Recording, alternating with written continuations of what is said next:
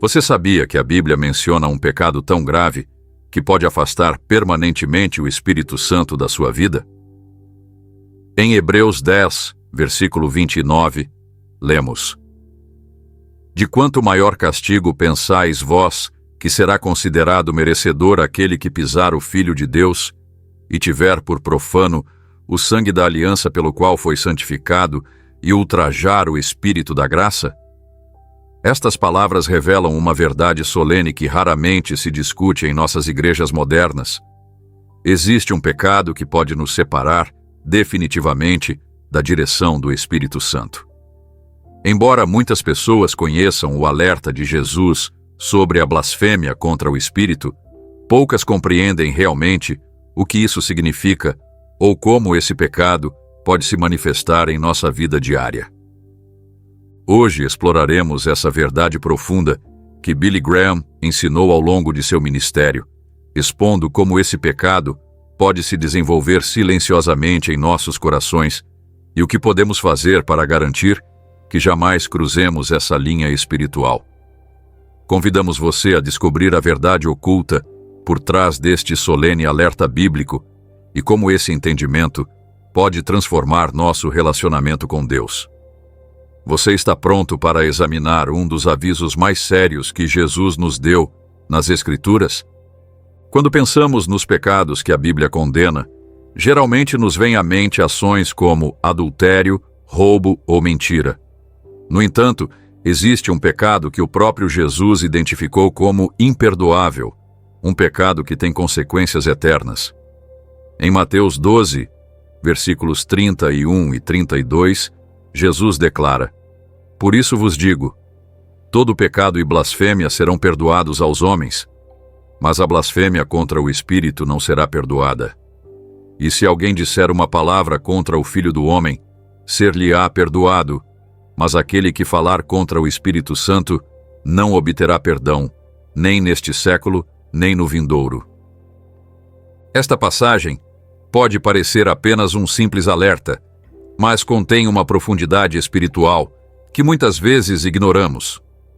Aqui, a blasfêmia contra o Espírito Santo, um pecado específico dirigido à terceira pessoa da Trindade, torna-se um ponto sem volta em nosso relacionamento com Deus.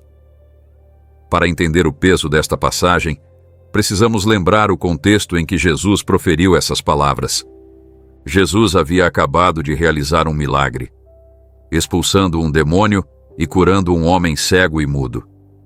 Em vez de reconhecerem a obra do Espírito Santo nesse ato de compaixão, os fariseus acusaram Jesus de agir pelo poder de Belzebu, o príncipe dos demônios.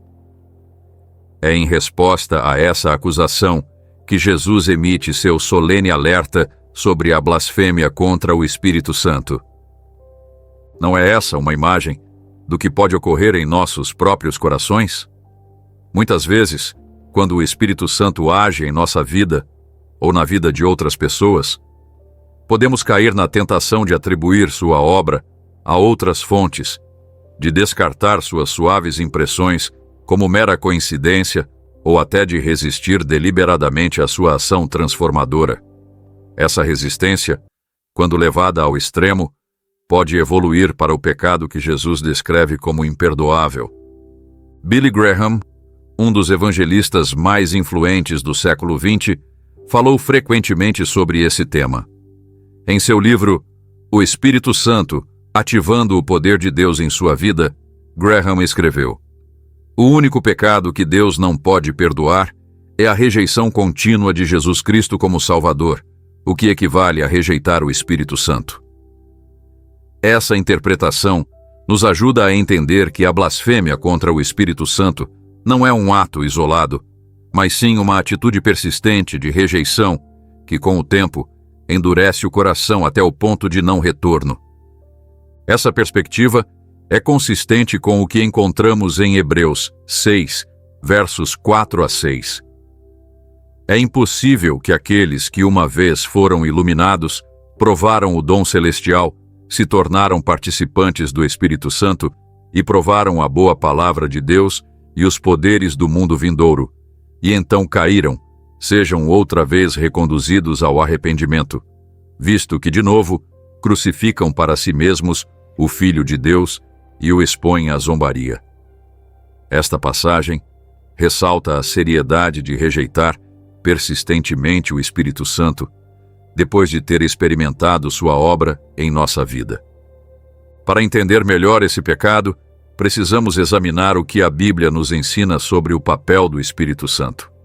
O Espírito Santo não é simplesmente uma força impessoal ou uma energia divina. Ele é a terceira pessoa da Trindade, igual em poder e glória ao Pai e ao Filho. Sua presença em nossa vida é essencial para nosso relacionamento com Deus e nosso crescimento espiritual. Em João 16, Jesus descreve a obra do Espírito Santo. E quando ele vier, convencerá o mundo do pecado, da justiça e do juízo. Esse é um aspecto crucial do ministério do Espírito: convencer as pessoas de seu pecado e mostrar-lhes sua necessidade de um Salvador. Quando alguém rejeita persistentemente essa convicção, está efetivamente fechando a única porta pela qual a salvação pode entrar. Imagine uma pessoa presa em uma casa em chamas. Os bombeiros chegam e batem a porta, oferecendo um caminho para a segurança. Se a pessoa se recusa repetidamente a abrir a porta, chegará um momento em que será tarde demais para escapar. De modo semelhante, quando rejeitamos continuamente a ação do Espírito Santo que nos convence do pecado, podemos chegar a um estado em que nosso coração se endurece tanto que já não podemos responder ao seu chamado. É importante entender que esse endurecimento não ocorre da noite para o dia. É um processo gradual, uma série de decisões que conduzem a um coração cada vez mais insensível às coisas de Deus.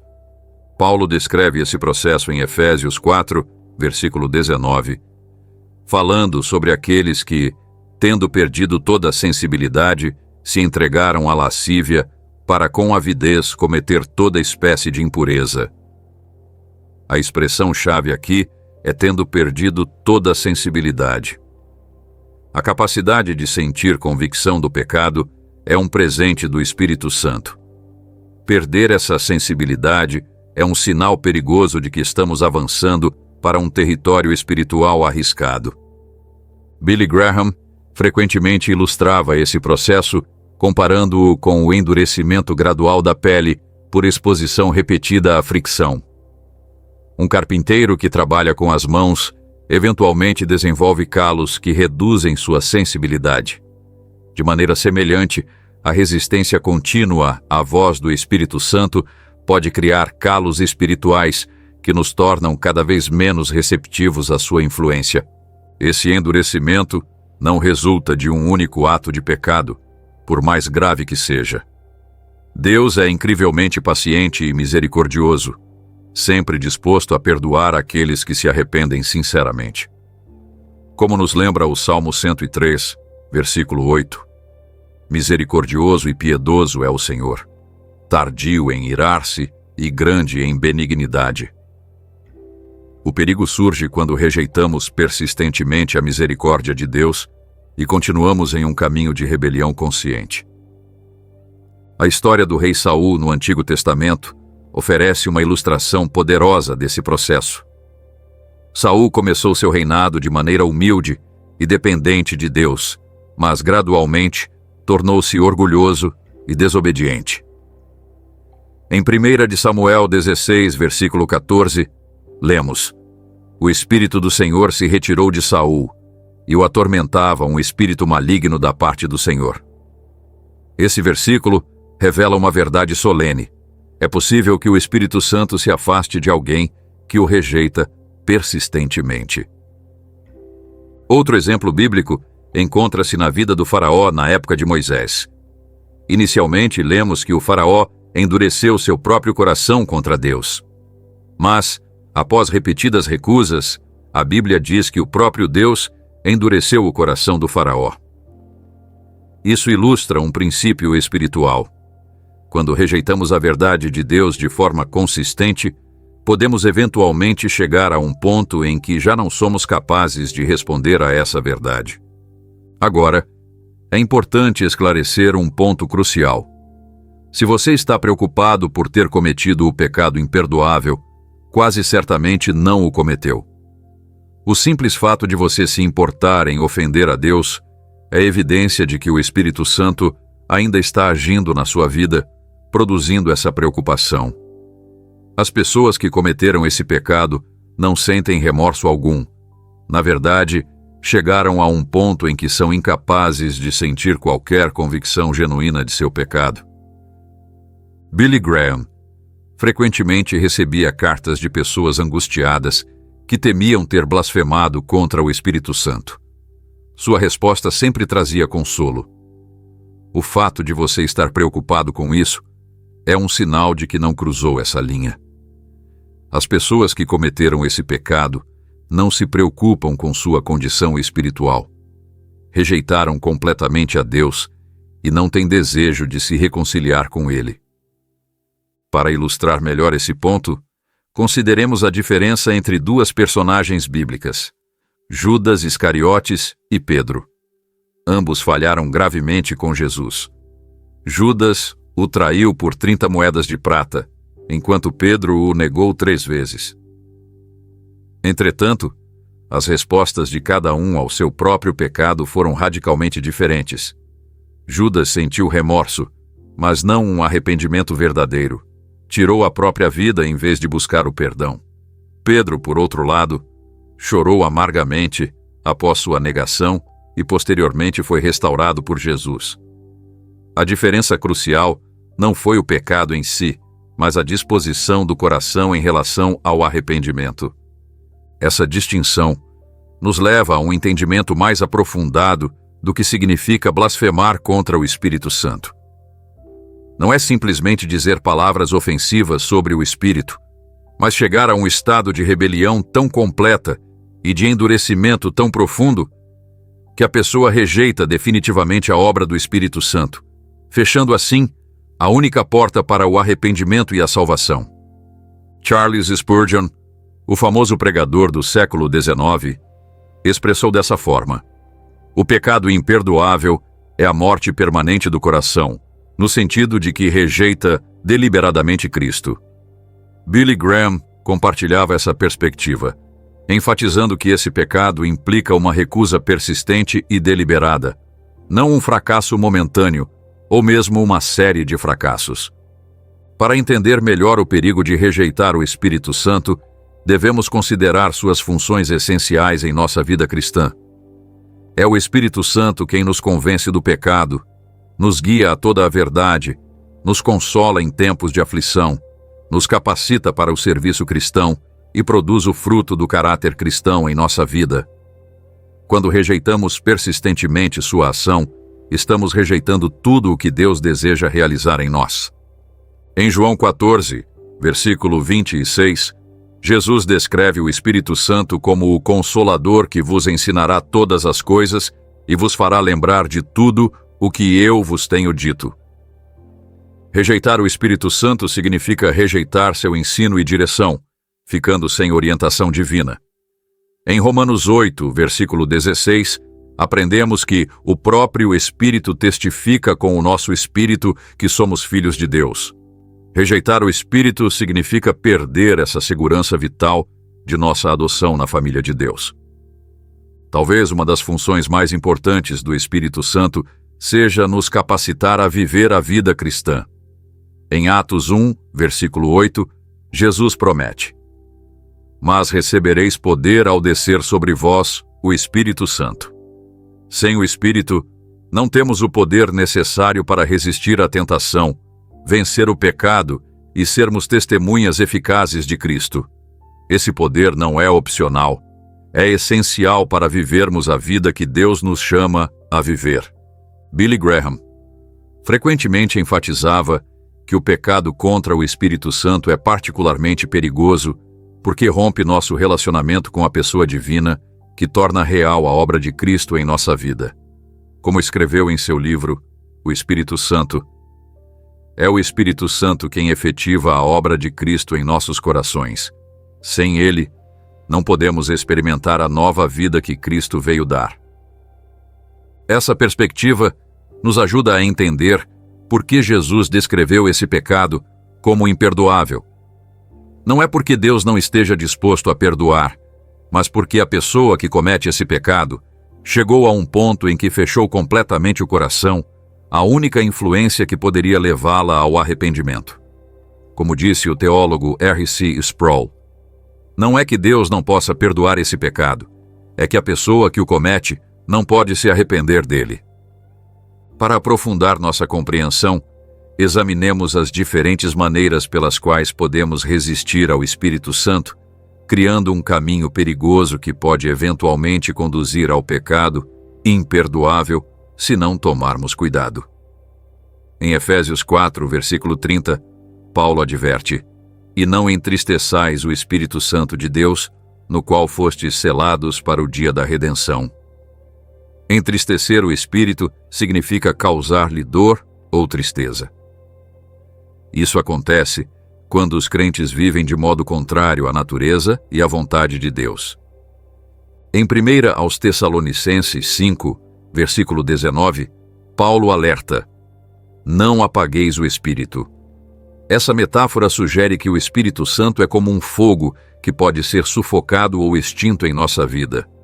Apagamos o Espírito quando ignoramos suas impressões, resistimos à sua direção ou suprimimos seus dons em nossa comunidade. Essa resistência pode começar de forma sutil, talvez apenas ignorando aquela convicção persistente de que devemos abandonar um hábito pecaminoso ou dar um passo de fé que Deus nos pede. Por fim, em Atos 7, versículo 51, Estevão acusa os líderes judeus: "Homens de dura cerviz e incircuncisos de coração e de ouvidos, vós sempre resistis ao Espírito Santo, assim como vossos pais também vós." Resistir ao Espírito Santo significa opor-se ativamente à sua obra, rejeitando a verdade que ele tenta nos comunicar e nos recusando a ceder à sua direção em nossa vida. Essa resistência ativa é, talvez, o passo mais perigoso em direção ao pecado imperdoável. O caminho que leva a esse trágico estado espiritual normalmente segue um padrão. Começa com entristecer o espírito, causar-lhe tristeza com o nosso pecado, mas ainda mantendo algum relacionamento com ele. Avança para apagar o espírito, reduzir ou eliminar sua influência em áreas específicas de nossa vida. E finalmente culmina em resistir ao espírito, opor-se ativamente à sua obra. Esse último passo, quando persistimos nele até o fim, pode resultar no endurecimento total, que Jesus descreve como blasfêmia contra o Espírito Santo. Billy Graham costumava usar a analogia de uma rã em água fervente para ilustrar esse processo. Se você coloca uma rã em água fervente, ela saltará imediatamente para se salvar. Mas se você a coloca em água fria e aumenta a temperatura lentamente, ela se acostumará gradualmente ao calor até ser tarde demais. De maneira semelhante, poucas pessoas rejeitam deliberadamente a Deus de uma só vez. Ao contrário, elas se afastam gradualmente, um pequeno compromisso após outro, até que seu coração se endureça completamente contra ele. Para entender melhor a natureza desse pecado, é útil considerar o que ele não é. A blasfêmia contra o Espírito Santo não é um rompante emocional em que se pronunciam palavras ímpias num momento de ira ou dor. Deus entende nossa fragilidade humana e não condena uma pessoa à separação eterna por um momento de fraqueza, um período de dúvida ou questionamento. Muitos crentes passam por períodos de dúvida em sua caminhada com Deus. A dúvida honesta pode levar a uma fé mais profunda quando tratada adequadamente. Até João Batista, que declarou Jesus como o Cordeiro de Deus, mais tarde enviou mensageiros para perguntar: "És tu aquele que haveria de vir, ou devemos esperar outro?" Uma fase de rebeldia ou afastamento de Deus. A Bíblia está repleta de exemplos de pessoas que se afastaram de Deus, mas depois retornaram e foram restauradas. O filho pródigo na parábola de Jesus é o exemplo perfeito disso. um pecado sexual ou moral, por mais grave que seja. Embora tais pecados sejam sérios e tenham consequências dolorosas, Deus promete em 1 de João 1, versículo 9. Se confessarmos os nossos pecados, Ele é fiel e justo para nos perdoar os pecados e nos purificar de toda injustiça. Não há pecado moral que ultrapasse o alcance do perdão de Deus quando há arrependimento genuíno. A chave para compreender o pecado imperdoável é reconhecer que não se trata tanto de uma ação específica, mas de uma condição do coração que se tornou permanentemente insensível a Deus. Como Billy Graham explicou em seu sermão, o pecado imperdoável é uma rejeição deliberada, contínua e final da obra salvadora do Espírito Santo. É dizer não a Deus tantas vezes que, por fim, você já não consegue dizer sim. Para ilustrar esse conceito, consideremos a analogia de um relacionamento romântico. Se alguém faz repetidas propostas de casamento ao seu par, e este rejeita a proposta uma e outra vez, chegará o momento em que a pessoa deixará de propor. Não é que ela não esteja disposta a se casar, mas que aceitou a decisão do outro de rejeitar o relacionamento. De modo semelhante, Deus respeita a nossa decisão de rejeitá-lo, embora isso lhe cause profunda dor.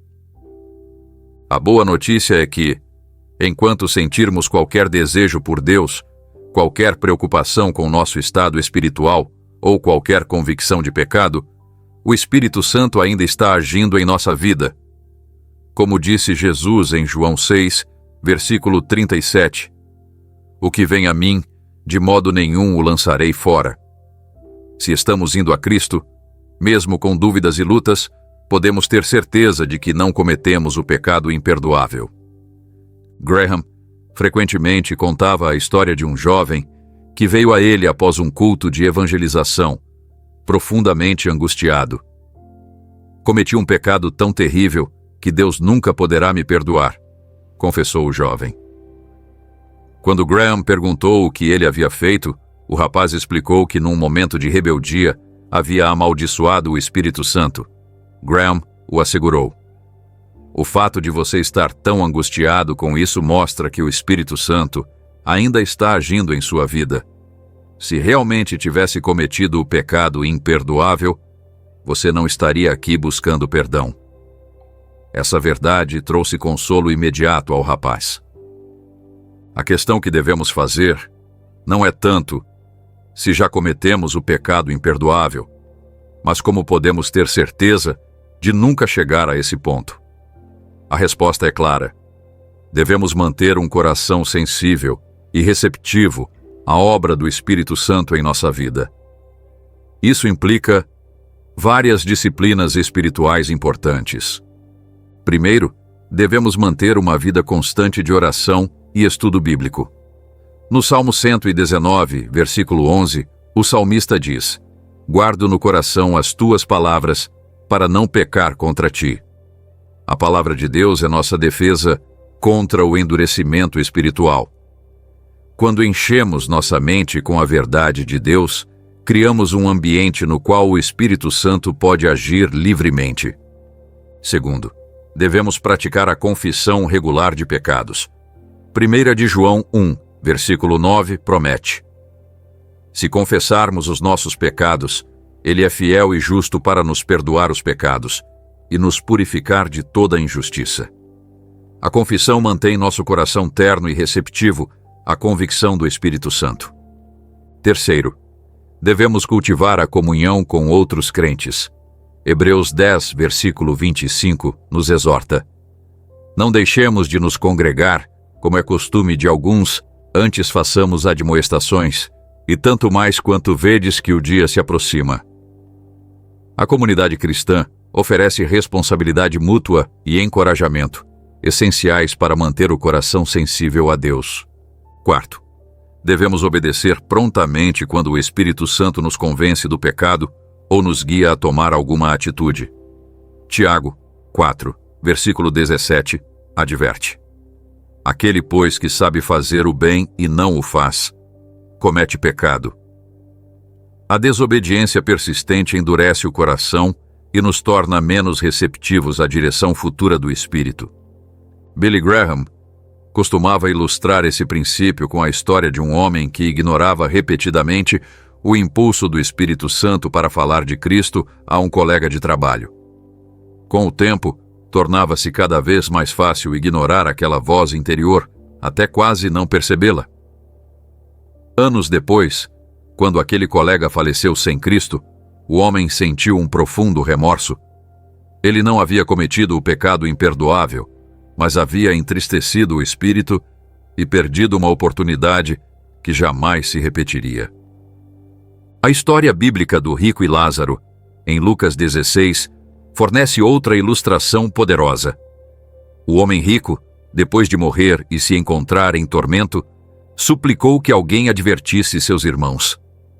Abraão respondeu: se não ouvem a Moisés e aos profetas, tampouco se deixarão persuadir ainda que ressuscite alguém dentre os mortos. Essa história ilustra como a rejeição persistente da verdade pode levar a um estado em que, mesmo as evidências mais dramáticas, seriam insuficientes para produzir fé. Esse endurecimento espiritual não ocorre de uma só vez. É o resultado final de uma série de decisões que gradualmente tornam o coração menos receptivo a Deus. O autor de Hebreus alerta sobre esse perigo em Hebreus 3, versículo 8. Não endureçais o vosso coração, como na provocação, no dia da tentação no deserto. Um estudo atento desse versículo revela que ele se refere ao momento em que os israelitas se rebelaram contra Deus em Meribá, onde exigiram água e questionaram a presença e a bondade de Deus, apesar de terem presenciado milagres impressionantes. Essa cena nos lembra que até mesmo aqueles que vivenciaram de modo tangível a bondade de Deus podem acabar endurecendo seu coração contra Ele. O perigo não é apenas para os descrentes que rejeitam Cristo. Os crentes também podem escorregar gradualmente para um estado de insensibilidade espiritual. Paulo adverte em 1 aos Coríntios 10, versículo 12. Aquele, pois, que pensa estar em pé, veja que não caia. Nenhum de nós está imune ao perigo do endurecimento espiritual. A carta aos Hebreus, dirigida a crentes judeus tentados a abandonar sua fé em Cristo e voltar ao judaísmo, contém alguns dos avisos mais solenes da Bíblia sobre esse tema. Em Hebreus 6, versos 4 a 6, lemos: é impossível que aqueles que uma vez foram iluminados, provaram o dom celestial, se tornaram participantes do Espírito Santo e provaram a boa palavra de Deus e os poderes do mundo vindouro, e então caíram, sejam outra vez reconduzidos ao arrependimento, visto que, de novo, crucificam para si mesmos o Filho de Deus e o expõem à zombaria. Essa passagem foi interpretada de diversas maneiras ao longo da história da Igreja, mas seu alerta básico é claro: existe um ponto de não retorno espiritual. Para aqueles que experimentaram profundamente a realidade de Deus e depois o rejeitam completamente, o retorno pode se tornar impossível, não porque Deus seja relutante em perdoar, mas porque o coração se endureceu ao ponto de ser incapaz de um arrependimento genuíno. Billy Graham comparava esse estado ao de um paciente com câncer que rejeita continuamente o tratamento até que a doença progrida além do ponto em que a medicina possa ajudar. Nesse caso, não é que os médicos se recusem a tratar o paciente, mas que a enfermidade já progrediu tanto que o tratamento não surte mais efeito. O endurecimento espiritual geralmente segue um padrão previsível. Começa com pequenos compromissos que parecem insignificantes. Uma mentirinha aqui, um momento de desonestidade ali, uma indulgência pecaminosa que justificamos como só desta vez. Com o tempo, esses pequenos compromissos minam nossa sensibilidade espiritual. O passo seguinte envolve justificar nosso pecado. Em vez de confessá-lo e nos arrependermos, encontramos maneiras de racionalizá-lo. Todo mundo faz isso. Ninguém se machuca. Deus entende que sou humano. Essas justificativas são perigosas, porque nos permitem continuar pecando enquanto mantemos uma fachada de espiritualidade. Depois vem a negligência das disciplinas espirituais. A oração torna-se menos frequente, o estudo bíblico mais superficial, a frequência à igreja mais irregular. Essa negligência enfraquece nossas defesas espirituais e nos torna mais suscetíveis a compromissos ainda maiores. Eventualmente, podemos chegar a um estado de indiferença espiritual. Aquilo que antes nos comovia profundamente, um sermão poderoso, uma passagem bíblica que confronta nosso pecado, o testemunho de uma vida transformada por Cristo, já não nos afeta. Esse entorpecimento espiritual é especialmente perigoso porque pode nos levar a pensar que estamos bem, quando na verdade corremos grande perigo. O passo final, nesse caminho descendente, é a rejeição deliberada e consciente. Nesse ponto, a pessoa não está apenas vendo seus pecados ou compromissos como fraquezas humanas, mas está em aberta rebelião contra Deus, rejeitando conscientemente sua autoridade e verdade. Esse estado, quando mantido até o fim, representa o pecado imperdoável descrito por Jesus. É importante notar que a cada passo desse caminho descendente há oportunidade de arrependimento e restauração. Como disse o profeta Isaías, buscai ao Senhor enquanto se pode achar, invocai-o enquanto está perto. Isaías 55, versículo 6. A implicação clara é que existe um tempo em que o Senhor pode ser encontrado e um tempo em que não. Billy Graham ilustrava esse princípio com a história de um relógio mecânico antigo. Se não lhe dermos corda regularmente, ele parará de funcionar. De modo semelhante, se ignoramos continuamente o Espírito Santo, podemos chegar a um ponto em que já não sentimos sua presença nem sua convicção. Esse estado não ocorre de repente, mas por meio de um processo gradual de negligência espiritual. Um aspecto especialmente perigoso desse endurecimento é que ele pode ocorrer enquanto mantemos uma aparência externa de religiosidade. Jesus advertiu sobre os fariseus que limpam o exterior do copo e do prato, mas estes por dentro estão cheios de rapina e de intemperança. Mateus 23, versículo 25. É possível frequentar a igreja regularmente, usar linguagem religiosa e até servir em ministérios enquanto nosso coração se endurece gradualmente contra a verdadeira obra do Espírito Santo. C.S. Lewis capturou vividamente essa ideia em seu livro O Grande Abismo, quando escreveu: o inferno começa com uma fadiga, um tédio, um zumbido de insetos ao meio-dia e não termina. O endurecimento espiritual geralmente não começa com uma rejeição dramática de Deus, mas com uma indiferença sutil que gradualmente cresce até se tornar resistência ativa. Para muitos, o caminho para esse endurecimento começa com a desculpa de vou cometer este pecado apenas mais uma vez e então paro.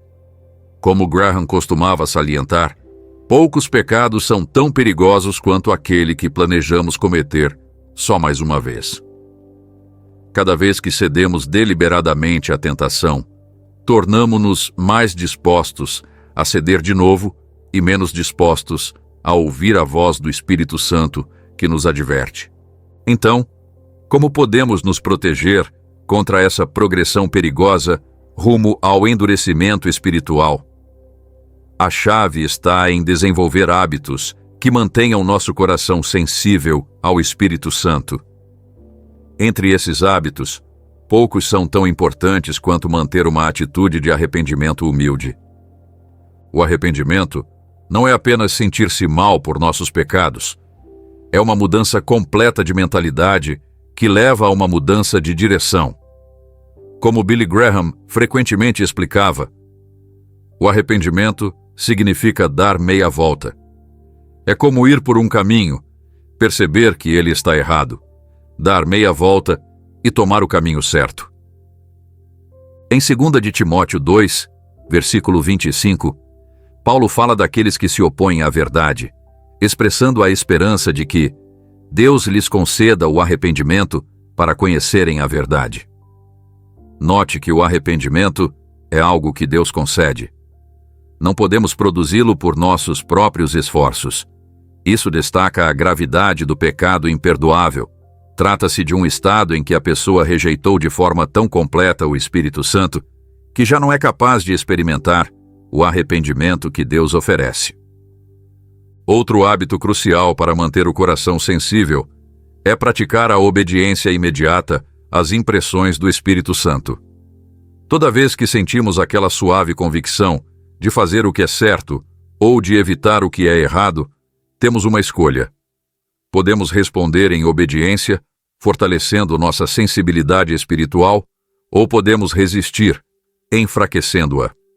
Como disse John Wesley, não procures a bênção de Deus, ignorando a vontade que Ele já revelou. A prática regular da confissão também é vital. Em Provérbios 28, versículo 13, lemos: O que encobre as suas transgressões nunca prosperará, mas o que as confessa e deixa alcançará misericórdia. A confissão não é simplesmente admitir o erro, é concordar com Deus quanto à verdadeira natureza do nosso pecado. Esse acordo com Deus mantém nosso coração alinhado com sua perspectiva e evita o tipo de auto-engano que leva ao endurecimento. Também devemos cultivar uma dependência constante do Espírito Santo. Jesus disse a seus discípulos em João 15, versículo 5: Sem mim nada podeis fazer. Essa dependência não é fraqueza, é o reconhecimento da realidade da nossa condição espiritual. Precisamos da orientação e do poder do Espírito Santo para viver a vida cristã. A participação regular na comunhão cristã também é essencial. Hebreus 10, versículo 25, nos exorta a não deixar de congregar. A comunidade cristã oferece prestação de contas, encorajamento e perspectiva, fundamentais para manter um coração sensível a Deus. Quando nos isolamos, ficamos muito mais vulneráveis ao auto-engano e ao endurecimento gradual. Billy Graham costumava contar a história de um membro de igreja que deixara de comparecer aos cultos com regularidade. Seu pastor o visitou em um dia frio de inverno. Sentados diante da lareira, o membro explicou que poderia ser cristão sem frequentar a igreja. Sem dizer nada, o pastor pegou um tição em brasa da lareira e o colocou de lado. Em poucos minutos, o fogo que antes ardia intensamente se apagou. Entendeu? Perguntou o pastor. A lição era clara. Separados da comunidade de fé, nosso fervor espiritual tende a esfriar. Esse esfriamento espiritual frequentemente começa com o que poderíamos chamar de pequenas desobediências. Não são os grandes pecados escandalosos que tipicamente iniciam o processo de endurecimento, mas as pequenas concessões que fazemos diariamente. Como o escritor C.S. Lewis observou em Cartas de um Diabo a seu Aprendiz, os caminhos mais seguros para o inferno são os suaves, o declive leve, sem curvas abruptas, sem marcos, sem placas. Essas pequenas concessões podem incluir coisas como ignorar a convicção de orar ou ler a Bíblia regularmente. Permitir que pensamentos impuros permaneçam em nossa mente sem confrontá-los. Comprometer nossa integridade de pequenas maneiras que justificamos como insignificantes. Guardar ressentimento em vez de praticar o perdão. Falar negativamente dos outros quando não estão presentes. À primeira vista, essas ações podem parecer relativamente inofensivas. Porém, com o tempo, podem corroer nossa sensibilidade ao Espírito Santo e nos conduzir a um comprometimento espiritual cada vez maior. Considere o exemplo de um vício. Poucas pessoas se tornam viciadas de uma hora para outra. O processo geralmente começa com um uso ocasional que gradualmente se intensifica, até que a pessoa perde o controle. De modo semelhante, O endurecimento espiritual normalmente começa com pequenos passos que, ao longo do tempo, levam a uma insensibilidade mais profunda. Billy Graham ilustrou esse princípio com a história das rãs fervidas. Se você coloca uma rã em água fervente, ela salta imediatamente. Mas, se a coloca em água fria e aumenta a temperatura gradualmente, a rã se adapta às mudanças até ser tarde demais para escapar. De maneira semelhante, podemos nos adaptar gradualmente a compromissos espirituais cada vez maiores, até que nosso coração fique seriamente endurecido. A boa notícia é que Deus é incrivelmente paciente e misericordioso. Como escreveu Pedro em 2 de Pedro 3, versículo 9. O Senhor não demora a sua promessa, ainda que alguns a julguem demorada. Mas é longânimo para convosco, não querendo que nenhum pereça, senão que todos cheguem ao arrependimento. Deus não está ansioso para nos condenar, está ansioso para nos restaurar e renovar. Na verdade, a própria capacidade de sentir convicção pelo pecado é um presente de Deus. Quando o Espírito Santo nos convence do pecado, ele não o faz para nos condenar, mas para nos guiar ao arrependimento e à restauração. Como Jesus explicou em João 16, versículo 8, o Espírito veio para convencer o mundo do pecado, da justiça e do juízo. Essa convicção não é uma sentença final, mas um convite à reconciliação. Mesmo para aqueles que sentem ter ido longe demais em sua rejeição a Deus, há esperança. A história do filho pródigo em Lucas 15 nos lembra que Deus está sempre disposto a receber aqueles que retornam a Ele com um coração arrependido. Assim como o pai na parábola, Deus está olhando para o horizonte, aguardando ansiosamente nosso retorno. Billy Graham contava frequentemente a história de um homem que compareceu a uma de suas cruzadas e se sentiu profundamente tocado pela mensagem, mas resistiu ao apelo. Noite após noite, sentia a convicção do Espírito Santo, mas endurecia seu coração. Na última noite do evento, um amigo lhe suplicou que atendesse ao chamado do altar. É sua última oportunidade, advertiu o amigo. Não, terei muitas outras, respondeu o homem.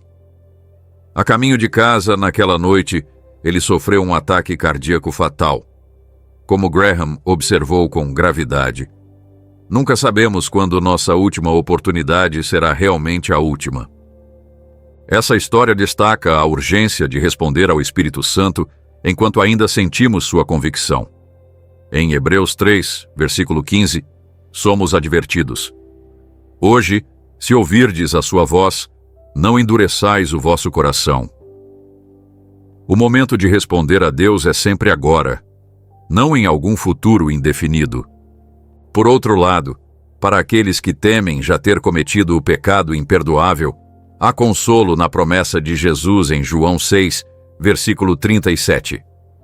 O que vem a mim, de modo nenhum o lançarei fora. Se você ainda sente o desejo de buscar a Deus, se ainda se preocupa com sua condição espiritual, essas são evidências de que o Espírito Santo ainda está agindo em sua vida. Graham, frequentemente, recebia cartas de pessoas profundamente angustiadas que temiam ter blasfemado contra o Espírito Santo. Sua resposta era consistente. A preocupação em si é evidência de que o Espírito Santo ainda está trabalhando na sua vida. As pessoas que cometeram o pecado imperdoável não se importam com isso. Elas rejeitaram completamente a Deus. A melhor proteção contra o endurecimento espiritual é manter um coração terno diante de Deus por meio da obediência diária ao Espírito Santo. Em Ezequiel 36, versículo 26, Deus promete: Dar-vos-ei coração novo e porei dentro de vós um espírito novo. Tirarei de vossa carne o coração de pedra e vos darei um coração de carne. Esse é o desejo de Deus para cada um de nós. Não corações de pedra, insensíveis ao seu espírito, mas corações de carne, vivos e receptivos à sua direção. O processo de endurecimento espiritual pode ser comparado ao que acontece com um caminho muito pisado. No início, o caminho pode ser de terra fofa, onde as pegadas ficam bem marcadas. Mas, com o tempo e o tráfego constante, ele se compacta tanto que a chuva quase não consegue penetrá-lo. Nosso coração pode passar por um processo semelhante. As decisões repetidas de ignorar o Espírito Santo podem, em última análise, criar um coração tão endurecido que nem as verdades mais poderosas conseguem penetrá-lo. Os evangelhos registram um exemplo impactante desse endurecimento na resposta dos líderes religiosos aos milagres de Jesus. Em João 11, depois que Jesus ressuscitou Lázaro dos mortos, a resposta dos principais sacerdotes e fariseus não foi crer, mas planejar a morte de Jesus. Em João 12, versículo 10, lemos que planejaram também matar Lázaro, porque por causa dele, muitos dos judeus se afastavam e criam em Jesus. Esse nível de endurecimento é espantoso. Estavam dispostos a eliminar a evidência viva do poder de Deus, em vez de confrontar a verdade que desafiava suas posições e preconceitos. Talvez uma das ilustrações mais claras do perigo do endurecimento gradual seja a história do rei Saul. Quando o conhecemos, em 1 de Samuel 9, ele é descrito como jovem e belo. Dentre os filhos de Israel, não havia outro mais belo do que ele. Saul começou com humildade, até mesmo se escondendo entre as bagagens quando foi escolhido como rei. Mas ao longo do tempo, uma série de decisões desobedientes levou à sua ruína espiritual. Primeiro, em 1 de Samuel 13, ele não esperou Samuel como fora instruído e ofereceu um sacrifício ele mesmo. Quando foi confrontado, apresentou desculpas em vez de um arrependimento genuíno. Depois, em 1 de Samuel 15, desobedeceu parcialmente a ordem de Deus de destruir completamente os amalequitas, poupando o melhor do despojo e o rei Agag. Novamente, quando foi confrontado, Saul inicialmente negou seu pecado, depois o admitiu, mas culpou o povo, e por fim, mostrou-se mais preocupado com sua reputação do que com seu relacionamento com Deus. O resultado desse padrão de desobediência e arrependimento falso foi trágico. Em 1 de Samuel 16, versículo 14, lemos: O Espírito do Senhor se retirou de Saul, e o atormentava um espírito maligno da parte do Senhor. Dali em diante, Saul mergulhou em ciúmes, paranoia e eventualmente consultou uma médium, prática que ele mesmo havia proibido antes. A história de Saul é um lembrete solene de como até aqueles que começam bem podem, por meio de uma desobediência persistente, afastar-se tanto de Deus que perdem totalmente a sensibilidade espiritual. Em contraste, consideremos Davi. Embora Davi tenha cometido pecados gravíssimos, incluindo adultério e assassinato, sua resposta quando foi confrontado foi radicalmente diferente da de Saul. Em 2 de Samuel 12, quando o profeta Natã o confronta, sua resposta imediata é: pequei contra o Senhor. Não há desculpas nem tentativa de culpar terceiros, apenas um reconhecimento completo de sua culpa. Mais tarde, no Salmo 51, Davi expressa um arrependimento profundo e genuíno, suplicando: Cria em mim, ó Deus, um coração puro e renova dentro de mim um espírito inabalável. Não me lances fora da tua presença e não retires de mim o teu Santo Espírito. A diferença crucial entre Saul e Davi não foi a gravidade de seus pecados, mas a condição de seus corações quando confrontados com eles. Saul se endureceu na desobediência. Davi se quebrou em arrependimento. Essa diferença determina se nos afastamos de Deus ou nos aproximamos dele por meio de nossas falhas. Billy Graham destacava com frequência a importância de manter um coração quebrantado e contrito diante de Deus. Citando o Salmo 51, versículo 17, ele lembrava que os sacrifícios para Deus são o espírito quebrantado. a um coração quebrantado e contrito, não desprezarás, ó Deus. Essa atitude de humilde dependência da misericórdia de Deus é o oposto do endurecimento que leva ao pecado imperdoável. Uma parábola que ilustra de forma vívida o perigo do endurecimento espiritual encontra-se em Mateus 13, onde Jesus descreve 4 tipos de solo que representam diferentes condições do coração humano. O solo à beira do caminho, onde a semente é imediatamente arrebatada pelas aves, representa corações tão endurecidos que a palavra de Deus nem consegue criar raízes. O solo pedregoso, onde as plantas brotam rapidamente, mas depois murcham por falta de raízes profundas, representa corações que respondem emocionalmente, mas não têm compromisso duradouro. O solo espinhoso, onde as plantas são sufocadas pelos espinhos, representa corações distraídos pelas preocupações e riquezas deste mundo. Somente o bom solo, que produz uma colheita abundante, representa corações receptivos e obedientes à palavra de Deus. O mais significativo nessa parábola é que os 4 tipos de solo recebem a mesma semente. A diferença não está na mensagem, mas na condição do coração que a recebe. Isso nos lembra que o mesmo Evangelho pode produzir resultados radicalmente diferentes, dependendo da receptividade do ouvinte. O endurecimento do coração não é algo que Deus impõe arbitrariamente. É uma condição que desenvolvemos através de nossas respostas à verdade de Deus. Então, como ocorre esse endurecimento em termos práticos? Normalmente segue um padrão previsível. Familiaridade sem reverência. Tornamo-nos tão acostumados às verdades de Deus que elas perdem impacto sobre nós. Como Graham frequentemente observava, a familiaridade gera indiferença. As pessoas que cresceram em lares cristãos ou frequentaram a igreja durante anos são particularmente suscetíveis a esse perigo. As palavras da Bíblia podem se tornar meras palavras, as orações rituais vazios e a adoração uma rotina sem significado. Essa familiaridade sem reverência é o primeiro passo em direção ao endurecimento espiritual. Desobediência seletiva. Começamos a escolher quais partes da vontade de Deus obedecer e quais ignorar.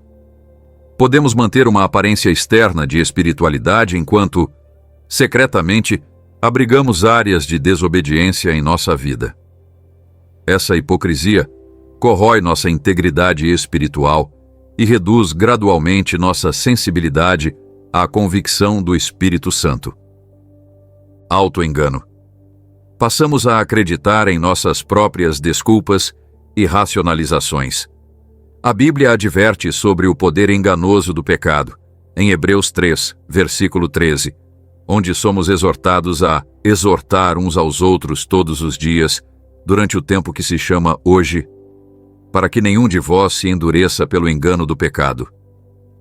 O pecado sempre distorce nossa percepção da realidade, fazendo-nos ver as coisas não como elas realmente são, mas como desejamos que sejam. Insensibilidade espiritual total. Nesse estado, a pessoa já não sente convicção pelo pecado, nem desejo por Deus. A consciência foi cauterizada, como Paulo descreve em 1 de Timóteo 4, versículo 2. Tal qual uma cicatriz de queimadura que não sente mais o toque, o coração já não responde à suave voz do Espírito Santo. É nesse estado final, de insensibilidade total, que ocorre o pecado imperdoável. Não é que Deus se recuse a perdoar, mas que a pessoa se tornou incapaz de buscar o perdão. Como Billy Graham declarou, não é Deus quem abandona o homem, mas o homem quem abandona a Deus. Esse entendimento do pecado imperdoável como um estado final de insensibilidade espiritual, em vez de um ato específico, é respaldado por várias passagens bíblicas. Em Efésios 4, versículo 19, Paulo descreve aqueles que, tendo perdido toda a sensibilidade, se entregaram à dissolução para cometer toda sorte de impureza com avidez. Em Romanos 1, Paulo descreve um processo em que Deus os entregou aos seus próprios desejos pecaminosos, não como um ato de juízo arbitrário, mas como a consequência natural de sua rejeição persistente da verdade. Billy Graham costumava apontar que há duas linhas que correm ao longo de toda a Bíblia: a linha do amor e misericórdia de Deus e a linha da santidade e justiça de Deus. Essas linhas nunca estão em conflito. São aspectos complementares do caráter de Deus. Sua misericórdia está sempre disponível para aqueles que se arrependem genuinamente, mas Ele também respeita nossa liberdade de escolha, mesmo quando escolhemos rejeitá-lo. Para aqueles que se preocupam em ter cometido o pecado imperdoável, Graham oferecia esta segurança.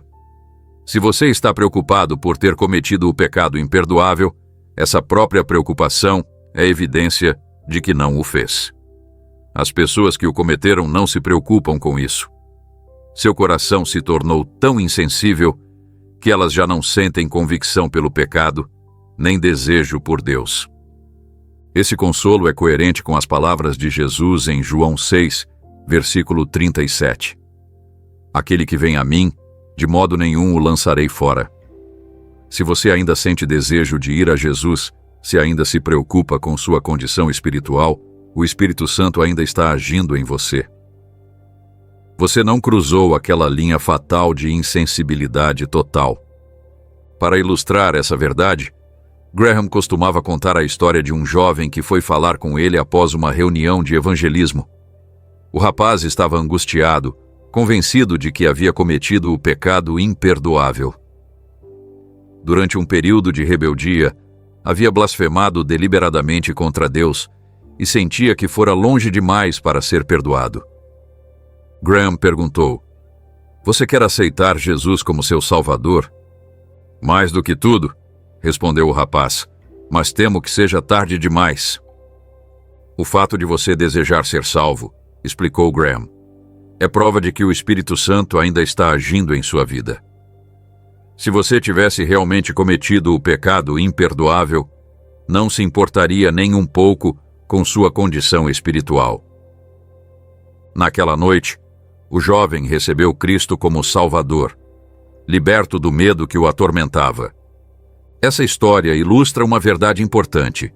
A resposta adequada à preocupação espiritual não é o desespero, mas o arrependimento. Se você sente convicção de pecado ou preocupação com seu relacionamento com Deus, essa convicção é um presente do Espírito Santo, convidando-o a voltar-se para Deus em arrependimento e fé. O arrependimento genuíno envolve 3 elementos: um reconhecimento completo do nosso pecado, um pesar sincero por termos ofendido a Deus e um compromisso de abandonar o pecado e buscar a Deus. Esse tipo de arrependimento é impossível sem a obra do Espírito Santo em nós. O fato de podermos nos arrepender é evidência de que o Espírito Santo ainda está em ação. A Bíblia está repleta de histórias de pessoas que falharam gravemente, mas encontraram perdão e restauração por meio do arrependimento genuíno. Davi, como já vimos, foi perdoado após adultério e assassinato. Pedro foi restaurado depois de negar Jesus 3 vezes. O apóstolo Paulo, que antes perseguia a igreja, foi transformado em um poderoso mensageiro do Evangelho. Essas histórias nos lembram que não existe pecado grande demais para a graça de Deus quando há arrependimento verdadeiro. Porém, essas mesmas histórias também destacam a importância de responder à convicção do Espírito Santo enquanto ainda a sentimos. Em 2 aos Coríntios 6, versículo 2, Paulo cita o profeta Isaías: "No tempo favorável te ouvi, e no dia da salvação te socorri. Eis agora o tempo sobremodo oportuno, eis agora o dia da salvação." Há uma urgência nesse chamado que não devemos ignorar. Embora Deus seja paciente, Ele não promete que sempre sentiremos a mesma convicção que sentimos hoje. Graham costumava comparar a convicção do Espírito Santo à maré. Quando a maré está alta, É relativamente fácil flutuar um barco encalhado na praia. Mas quando a maré baixa, pode ser impossível mover o mesmo barco sem ajuda externa. De modo semelhante, há momentos em nossa vida em que o Espírito Santo parece agir com intensidade especial, trazendo convicção e clareza espiritual. Ignorar ou resistir ao Espírito nesses momentos críticos pode trazer consequências duradouras. A história de Félix em Atos 24 ilustra esse perigo. Enquanto ouvia Paulo falar sobre a justiça, o domínio próprio e o juízo vindouro, Félix ficou amedrontado e respondeu: "Agora vai-te, mas tendo oportunidade te chamarei." Não há evidência nas Escrituras de que essa oportunidade conveniente tenha chegado algum dia.